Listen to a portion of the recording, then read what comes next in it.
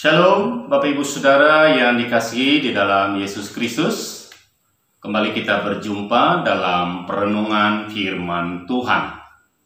Saudara yang dikasihi dalam Yesus Kristus, pernahkah saudara meragukan satu kebenaran berita? Saya yakin pasti kita pernah mengalaminya. Mengapa kita meragukan suatu berita? Karena menurut pikiran dan pemahaman kita, berita tersebut tidak masuk di akal untuk dipercayai. Saudara, saat ini kita akan bersama-sama merenungkan seorang tokoh di dalam Alkitab yang tidak percaya akan kebangkitan Yesus Kristus sebelum ia melihat bukti. Ia adalah Rasul Thomas. Rasul Thomas adalah salah seorang murid Tuhan Yesus. Thomas sering disebut Didimus yang berarti kembar.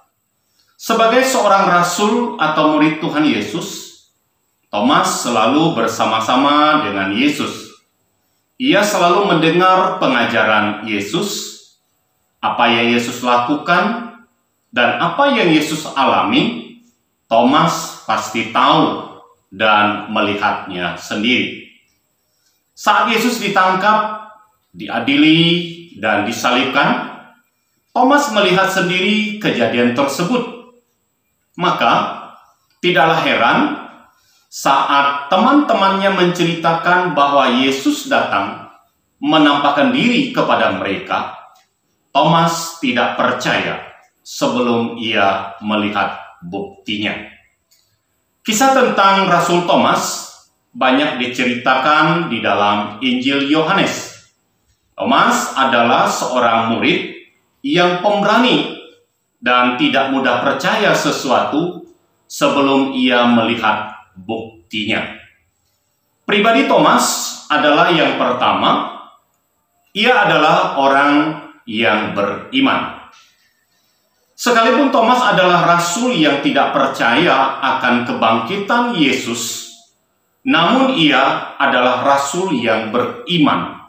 Terbukti dalam Yohanes 11 ayat 16, di sana dikatakan, lalu Thomas yang disebut Didimus berkata kepada teman-temannya, marilah kita pergi juga untuk mati bersama-sama dengan Yesus.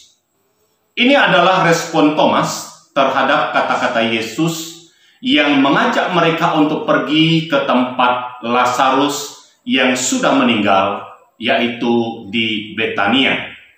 Tempat tersebut adalah daerah yang membenci Yesus. Thomas tidak mengerti, tetapi ia menyuarakan keyakinannya untuk tetap ikut bersama dengan Yesus. Bahkan ia rela sekalipun harus mati bersama-sama Yesus di sana. Ini adalah tindakan seorang yang beriman, yaitu berani melangkah bersama dengan Yesus, sekalipun ia tidak tahu kemana Yesus akan membawanya.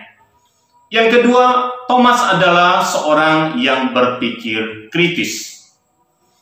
Thomas seorang yang cukup kritis saat mendengar pengajaran Yesus. Ia tidak mau menerima sesuatu yang ia kurang mengerti atau ia pahami. Misalnya pada perjamuan terakhir, ketika Yesus berpamitan, Thomas bertanya dengan polos, kami tidak tahu kemana engkau pergi. Jadi bagaimana kami tahu jalan ke situ? Yohanes 14 ayat 5. Keraguan Thomas ini mengundang Yesus untuk menyingkapkan rahasia yang mendalam tentang pribadinya. Yesus berkata, akulah jalan dan kebenaran dan hidup. Tidak ada seorang pun yang datang kepada Bapa kalau tidak melalui aku. Yohanes 14 ayat 6. Jadi kalau kita melihat di sini, mengenal Yesus sama artinya dengan mengenal Bapa. Saudara, apa yang dapat kita pelajari dari pribadi Thomas? Pertama, Perjumpaan Thomas dengan Yesus yang telah bangkit membawa perubahan sikapnya yang percaya pada perkataan Yesus, sekalipun keadaan sekelilingnya membuat ia sulit untuk percaya. Bahkan kesetiaan Thomas dalam melayani Yesus sampai ia mati. Yang kedua, Yesus menghargai keraguan kita. Ia pasti menolong dan tidak akan membiarkan kita dalam keraguan terus-menerus. Tuhan Yesus tidak pernah meninggalkan orang-orang yang imannya rapuh karena pergumulan. Ia senantiasa menyertai dan menghibur kita. Apakah kita sudah memiliki iman seperti Thomas yang berani membayar harga untuk ikut Yesus? Firman Tuhan berkata, berbahagialah kita yang percaya sekalipun tidak melihat. Tuhan Yesus memberkati. Amin.